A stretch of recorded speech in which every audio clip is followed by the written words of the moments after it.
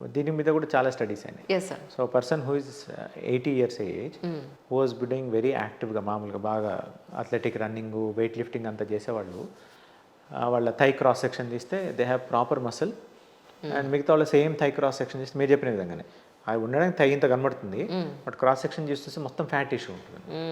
ఎందుకంటే 60 years తర్వాత hormonal changes బాగా అయిపోయి ఏదైతే మనం కండరాన్ని యూజ్ చేయమో ఆ కండరం ప్లేస్లో ఆటోమేటిక్గా ఫ్యాట్ ఇష్యూ వచ్చేస్తుంది. ఎందుకు బాడీ ఏమనుకుంటుంది ఫ్యాట్ ఇష్యూ ఉండడం ఏంటంటే అది బాడీకి సెల్ఫ్ డిఫెన్స్. ఫ్యూచర్లో నాకు ఎప్పుడైతే ఆహారం దొరకదో నేను చీమలు ఎలా అయితే వింటర్కి ప్రిపేర్ అవుతాయో మన బాడీ కూడా ఫ్యాట్ ఇష్యూని అట్లా తెచ్చి పెడతా ఉంటుంది అనమాట. ఈ ఫ్యాట్ నుంచి at least I can take some energy reserve చేసుకోవడం. ఇప్పుడు మనందరికీ తెలిసింది పొట్టి శ్రీరాములు గారు 56 days ఎలా ఉండగలిగారు ఆయన. Is the longest man to live without eating food, right? 56 days ఎలా? సో బాడీ తనలో ఉన్న ఫ్యాట్లో ఉన్నదంతా మెటబలైజ్ చేసేసేసి అంతకాలం సపోర్ట్ చేయగలిగింది. అందుకే బాడీ అట్లా స్టోర్ చేస్తూ ఉంటుంది అనమాట. సో మనంతటా మనకి ఎలా తెలుస్తుంది అంటే యాక్టివిటీ లెవెల్స్. ఫర్ ఎగ్జాంపుల్ మీరు ఒక కమ్యూనిటీ దాంట్లో అపార్ట్మెంట్లోనే ఉంటున్నారు. పార్కింగ్ నుంచి లిఫ్ట్ రావడానికి మీ ఇంతకుముందు టైం ఎంత పట్టేది, ఇప్పుడు ఎంత పడుతుంది? తర్వాత మామూలుగా మనకి ఇప్పుడు హైదరాబాద్లో బిగ్గెస్ట్ ప్రాబ్లం ఏమైందంటే ఎక్కడికి వెళ్దామన్నా కానీ మనకు ఊబర్ ఉంది, ఓలా ఉంది, లేదంటే 2-wheeler ఇవే చేస్తాం. అదే మనకి ఇక్కడ కూడా అమీర్పేట కానీ మధురానగర్ కాలనీ ఇంతకుముందు కాలనీస్ ఉంటాయి. ఆ కాలనీస్లో మంచిగా వాకింగ్ జరిగేది. నేను నా బ్యాచులర్స్ ఐడెంటిటీని తెలిసినట్లు కూడా మాకు బస్ స్టాండ్ నుంచి అక్కడ వరకు అంటే నడుచుకుంటూ వెళ్ళిపోయాడు 1 kilometer. ఆ నడకలో మీరు ఎంత తగ్గించారు, ఇప్పుడు మీ బాడీ ఎంత ఉంది, సో దీన్ని బట్టి మీకు అర్థమైపోతుంది. అండ్ ఇంకోటి ఏంటి, ఆయాసం. That is the best way to check yourself ఇది ఆయాసం. మీకు ఇంతకుముందు 20 minutes నడిచినప్పుడు ఆయాసం వచ్చింది అనుకోండి, ఇప్పుడు 10 minutesకే వస్తుంది అంటే మీ మసిల్ టిష్యూ తగ్గిపోయిందని అర్థం. ఎందుకంటే మన బాడీలో తొడలైతే థై మసిల్స్ అవి కూడా ఆక్సిజన్ స్టోర్ చేస్తాయి, సో లంగ్స్తో పాటుగా. సో ఎప్పుడైతే ఇక్కడ డిపాజిట్ తగ్గిపోతుందో మసిల్ డిపాజిట్, ఆటోమేటిక్గా మీకు ఆయాసం ఫ్రీక్వెంట్గా వస్తూ ఉంటుంది. ఇవన్నీ వచ్చినప్పుడు that's body is hinting you muscle తగ్గిపోతుంది, ఫ్యాట్ పెరుగుతుంది. సార్ అలాగే గిడ్డినెస్, తల తిరగడం అనేది ఈరోజు ఎక్కువగా చూస్తాను. Even I have the same problem. నేను మీ దగ్గరికి వచ్చినప్పుడు చెప్పాను నేను. అంటే ఇది నర్వ్లో, నెక్లో నర్వ్ కంప్రెషన్ ఉండడం వల్ల తెలియదు, లేకపోతే ఒక చెవి వెనకాతలో ఒక నర్వ్ కంప్రెస్ అవుతుందని అంటున్నారు, దానివల్ల వచ్చిందో తెలియదు. ఇది జనరల్గా మీ దగ్గరికి వస్తే సొల్యూషన్ దొరుకుతుందా? ఎస్, దొరుకుతుంది. సో యూజువల్లీ డిజీనెస్ అన్నది డిజీనెస్ చాలా సోర్సెస్ నుంచి వస్తుంది. ఫస్ట్ మన దగ్గర వచ్చిన వాళ్ళైతే మనం ఏం చేస్తామంటే బీపీ ఒక్కసారి డ్రాప్ అయిన వాళ్ళకు కూడా డిజీనెస్ వచ్చే ఛాన్స్ ఉంటుంది అనమాట. దాన్ని ఆర్థోస్టాటిక్ హైపర్టెన్షన్ అంటాం. యూజువల్లీ అది కూడా రాగానే ఫస్ట్ బీపీ చెక్ చేసి మనం అది రూల్ అవుట్ చేసేస్తాం. తర్వాత షుగర్ ఎలాగో మనకి ఐడియా ఉంటుంది, వాళ్ళు షుగర్ ఉందా లేదా బ్లడ్ టెస్ట్లో తెలిసిపోతుంది. ఇవి మామూలు సిస్టమిక్ కాజెస్ అంటాం అనమాట. ఇది హార్ట్ ప్రాబ్లం కానీ లేకపోతే డయాబెటిక్ ప్రాబ్లం వల్ల కానీ డిజీనెస్ వచ్చే ఛాన్స్ ఉంటుంది. సడన్గా బీపీ డ్రాప్ అవడం కానీ, సడన్గా షుగర్ డ్రాప్ అవడం కానీ, ఇవి రూల్ అవుట్ అయిపోతే మనకి డిజీనెస్ రావడానికి 3 main reasons ఉంటాయి. ఫస్ట్ రీజన్ వచ్చేసి మిడిల్ ఇయర్లో if there is a problem. ఏంటిది మిడిల్ ఇయర్లో? ఇందాక నేను మనకు చెప్పిన విధంగానే హెడ్లో it depends on 3 main feedbacks. First వచ్చేసేసి విజన్ ఫీడ్బ్యాక్. ఈ విజన్ ద్వారా తెలుస్తుంది నేను కూర్చున్నాను, this is my angle. And తర్వాత వచ్చేసేసి నెక్లో కూడా మనకి పొజిషన్ సెన్సర్స్ ఉంటాయి, దాన్ని GPS అంటాం. So okay, relative to neck నా పొజిషన్ ఇలా ఉన్నది. మూడో ఇంపార్టెంట్ థింగ్ వచ్చేసి మిడిల్ ఇయర్లో చాలా చిన్న ఆపరేటర్స్ ఉంటుంది, దాన్ని వెస్టిబులర్ ఆపరేటర్స్ అంటారు మెడికల్ టెర్మినాలజీలో. దాని రెస్పాన్సిబిలిటీ ఏంటంటే మొత్తం మన బాడీ పొజిషన్కి రిలేటివ్గా హెడ్ పొజిషన్ ఎలా ఉంది, వెరీ వెరీ క్రూషియల్ ఇన్ఫర్మేషన్ ఇస్తుంది అనమాట. సో అది కూడా ఎలా అంటే దాని లోపల చిన్న చిన్న క్రిస్టల్స్ ఉంటాయి, మామూలు మన స్టోన్స్ అంటాం. ఆ స్టోన్స్ కాదు, చాలా చిన్న క్రిస్టల్స్ ఉంటాయి. ఇసుక రేణువు కూడా ఇంకా చిన్న ఫైనెస్ట్గా ఉంటుంది అనమాట. సో అవి ఎట్లా ఏ డైరెక్షన్లో మూవ్ అవుతుందో ఆ డైరెక్షన్ బట్టి బ్రెయిన్ గెట్స్ ఫీడ్బ్యాక్. సో ఎప్పుడైతే అది ఆఫ్సెట్ అవుతుందో అది కూడా గిడ్డినెస్ ప్రాబ్లం వస్తుంది అనమాట. అంటే as simple as for example ఇప్పుడు నేను హెడ్ ఇలా మూవ్ చేశాను, సో ఆ ఇసుక రేణులు చాలా చిన్న కదిలి ఇది బ్రెయిన్కి ఫీడ్బ్యాక్ ఇస్తుంది, okay now head right side తిరిగిందని చెప్పేసి in relation to vision.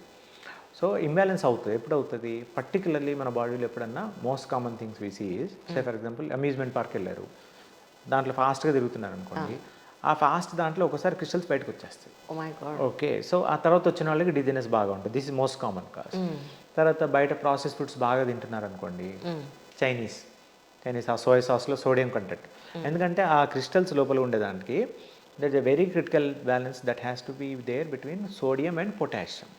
Right. Okay, so ఈ సోడియం కంటెంట్ ఎక్కువైనప్పుడు కూడా ఆ క్రిస్టల్ బయటకు వచ్చేస్తుంది. ఆ బయటకు వచ్చినప్పుడు ఏంటంటే ఆ క్రిస్టల్ కొంచెం మూవ్ అయినా బాడీ ఏమనుకుంటుంది అంటే పడిపోతున్నా అనుకుంటుంది అనమాట. సో దానికి డిస్కనెక్ట్, బ్యాలెన్స్ అవుట్ అయిపోతుంది. ఇది వెస్టిబులర్ యాపిటస్. దీన్నే మనం మామూలు మెడికల్ టర్మినాలజీ వర్టిగో అంటాం అనమాట. ఓకే. సో ఇది ఫిజియోథెరపీలో 200% వీ కెన్ హెల్ప్. సో దానికి ఆ హెడ్ని సర్టెన్ పొజిషన్లో మూవ్ చేస్తే ఆ బయటకు వచ్చిన ఏదైతే క్రిస్టల్ ఉందో ఆ crystal we can put them back in to the place. పెట్టేసేసి ఈ ఐ కోఆర్డినేషను ప్లస్ ఆ మిడిల్ ఇయర్ దాని కోఆర్డినేషన్ చేసే ఎక్సర్సైజ్ ఉంటుంది. అవి చేసామంటే people can go back very to their active life style. Perfect. So అది ఒక కాజ్. రెండో కాజ్, మోస్ట్ ఇంపార్టెంట్ కాజ్ ఏంటంటే నెక్లో ప్రాబ్లం. నెక్లో కూడా మన కింద చెప్పిన జీపీఎస్ ఉంది కదా, ఆ పెయిన్ కంటిన్యూస్గా వచ్చిందనుకోండి ఆ మసిల్లోనే ఉంటాయి, మసిల్ స్పిండిల్స్ అంటారు అనమాట. ఆ స్పిండిల్లోనే పొజిషన్ సెన్సెస్. పెయిన్ వచ్చినప్పుడు ఏమవుద్దంటే just like my favourite example is 144 section. అల్లర్లు అవుతున్నాయి, పోలీస్ 144 సెక్షన్ పెడతారు. ఎందుకు పెడతారు? ఆ ఏరియాలో మూమెంట్ ఉండకూడదు అని. మూమెంట్ అయితే ఎక్కువ ప్రాపర్టీ డ్యామేజ్ అవుద్ది, ఒకళ్ళు హామ్ చేసుకుంటారు. కరెక్ట్. బాడీ కూడా ఏం చేస్తుందంటే ఎక్కడైతే జాయింట్ దగ్గర ప్రాబ్లం ఉందో ఇట్ సేస్ 144. ఆ జాయింట్ ఎక్కువ మూవ్ అవ్వద్దు. మూవ్ అయితే ఇంకా ఫాస్ట్గా అరిగిపోద్ది, ఇంకా ఎక్కువ డ్యామేజ్ అయ్యే ఛాన్స్ ఉంటుంది. అందుకేనే కాలర్స్ కూడా వాడేది కూడా దాని మెయిన్ రీజన్ దానికి అనమాట. సో ఎక్కువ మూవ్ చేయకూడదు. ఇది ఏంటంటే general reminder, don't use your neck much at least until healing process complete అయ్యారు. సో ఈ నెక్లో కూడా కాన్స్టెంట్గా మసిల్ పెయిన్ ఉండడం వల్ల ఆ మసిల్ గోస్ ఇంటూ స్పాజమ్. అప్పుడు దెర్ ఇస్ ఎ డిస్కనెక్ట్. దానివల్ల కూడా డిజినెస్ వస్తుంది. ఏమవుద్దంటే స్పిన్. సో ఈ డిజినెస్ ఎప్పుడన్నా యూ షుడ్ గో త్రూ అండి. Pain is different. అవును. బట్ డిజినెస్ భయంకరం. లేచి బాత్రూమ్కి వెళ్దామన్నా కానీ మా మెంటర్ అనేవాడు, నువ్వు మంచి ఫిజియోథెరపిస్ట్ కావాలంటే ఆ పేషెంట్కి వచ్చే పెయిన్ నీకు ఒకసారి రావాలి, అప్పుడు కానీ నీకు అర్థం కాదు. అదే కుర్చీలో కూర్చొని క్లాస్ వీకడం కాదు అనేవాళ్ళు అనమాట. అలాగే డిజినెస్ డిజినెస్ కూడా సెపరేట్ కోర్సెస్ ఉంటాయి. So when I was doing the dizziness course my instructor told the same, dizziness మీ అందరికి ఒకసారి అవుతే అర్థమవుతుంది అని చెప్పేసి. నిజమండి. ఇప్పుడు డ్రైవింగ్లో ఉండగా కూర్చున్నాక డిజినెస్ వస్తే పరిస్థితి ఏంటి? యా, అదే కదా, ఇట్స్ మోస్ట్ డేంజరస్. మీకు హామ్ అవుద్ది, లేదంటే వెహికల్ వెళ్ళిపోతే వేరే వాళ్ళకి హామ్ అవుద్ది.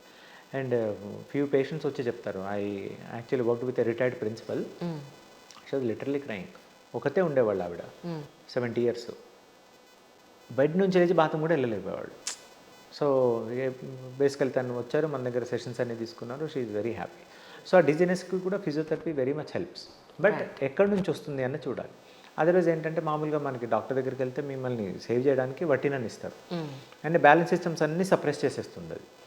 బట్ యాక్చువల్లీ ఈ కనెక్ట్ అంతా తీసుకొచ్చేసి ఒకదానికొకటి లింక్ ఎస్టాబ్లిష్ చేసేదానికి ఎక్సర్సైజ్ ఉంటాయి. కానీ రూట్ కాజ్ ఎలా తెలుసుకోవడం సార్? అది మన ఇవాల్యుయేషన్లో తెలిసిపోతుంది అనమాట. యూజువల్లీ వచ్చిన వాళ్ళకి మామూలుగా అబౌవ్ 50 years గిడ్నెస్ వస్తుందంటే మై ఎక్స్పీరియన్స్ వాట్ అయిపోయింది, వాళ్ళకి రెండు ఉంటాయి. నెక్లో ప్రాబ్లం ఉంటుంది, మిడిల్ ఇయర్లో కూడా ప్రాబ్లం ఉంటుంది.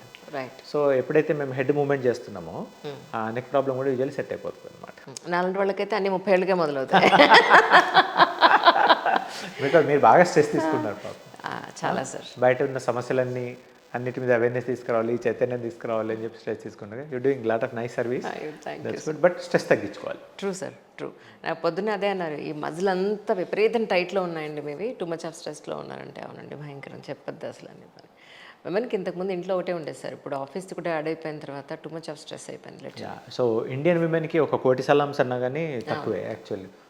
సో ఇంటి పని వాళ్ళదే, పిల్లలది వాళ్ళదే, జాబ్ వాళ్ళదే. జాబ్లో కూడా ఏంటి, ఇది is a study that is conducted, the commitment at work place absolutely is women చాలా దారుణంగా ఉంటుంది. ఎంత కమిట్మెంట్తో ఉంటాం మాకే తెలుసు. Exactly right. సో ఈ స్ట్రెస్ వాళ్ళదే, అన్ని వాళ్ళవే అనుకుంటారు.